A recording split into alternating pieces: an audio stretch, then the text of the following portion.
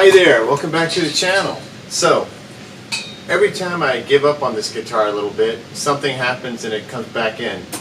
And I'm able to play it again and I start to think, oh, I'm going to be able to use this guitar. And I think I finally feel like I'm going to be able to use the guitar live and record with it and play it after a few fits and starts. Just a quick update, just to let people know a couple things that have happened with the guitar. Mainly, I made a string change from 1152. See, I had the D'Addario NYXL's 1152s. My favorite strings on Stratocasters. I've got one on the black Limba, I've got one on red, and I've got a white one at home that has them as well. And I don't know why the Fender neck, I don't have the biggest hands in the world, but Fender necks feel small to me, I guess because all the years growing up playing Gibsons. And the neck feels kind of small typically, and I like the plunkiness of like pushing the strings down with high action and thicker strings. I don't know why. Sometimes it feels a little bit difficult to play chords and maybe can't go as fast as some. But I just like the tone that you get out of it. I've read about people who do this, like Stevie Ray Vaughan. He had high action and heavy gauge strings up to a 13, I believe.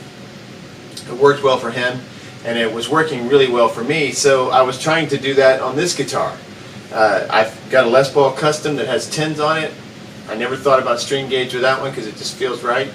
I got into the higher string gauge with Strats.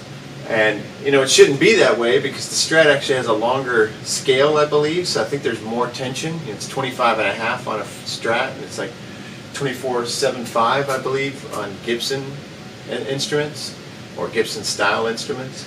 And that's what this is. It's not a real Gibson, but it sure feels like one. The neck feels like, this feels like a, that 60s kind of slimline neck.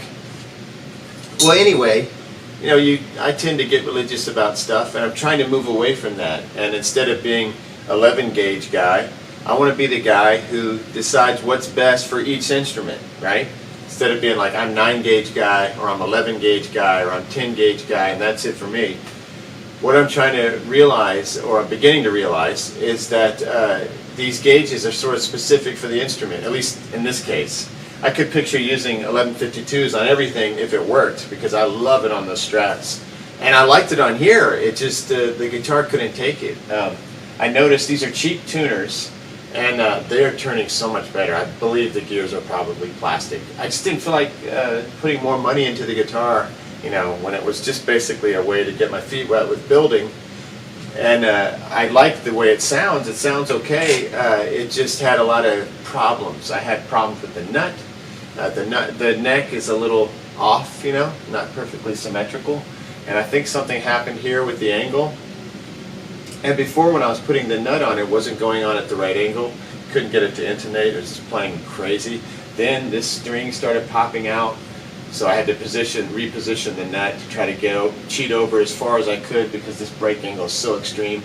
And I thought about fixing it with other stuff, like with some kind of piece of metal pressing down here. But it just needs to work like this, like the Gibson should, right?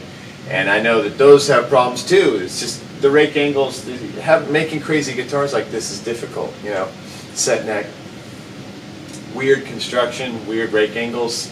Probably off a little bit too, that's what I'm thinking. So anyway, I had the 1152s on there, and they just felt really stiff and heavy, and they were making the guitar,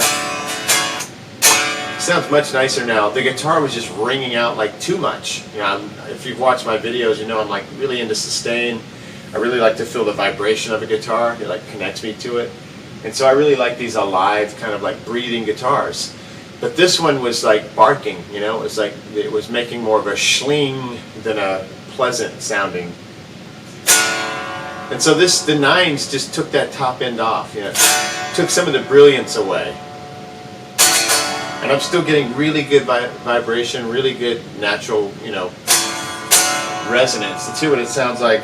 I won't hook it up to any proper recording, I'll just let the camera mic hit it, but let's just see what it sounds like real quick with the 18-watt. With these 9's. This is on 9's. It was on 1152. It's on 942 now. And the 942s are the pink ones here.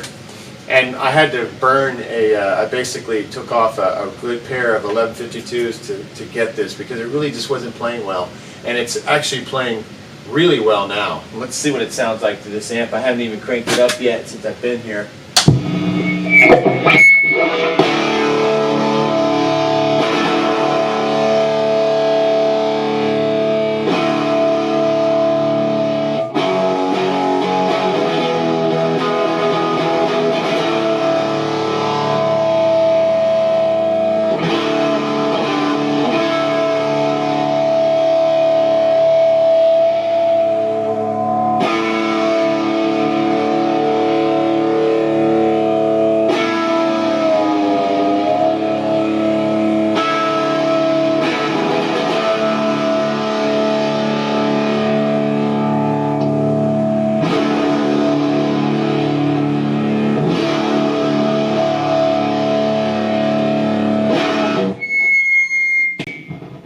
Sitting kind of close to its feedback is too loud.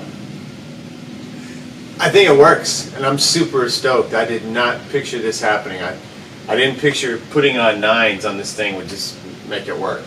So I'm stoked. I did something else with this Duesenberg, and I'm going to do a separate video on that so that when people search for the Duesenberg, they won't have to listen to all this stuff about the string gauge.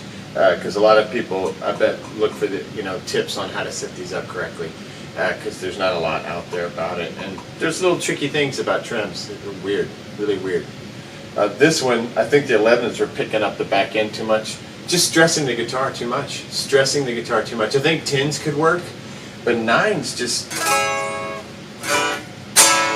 they feel right.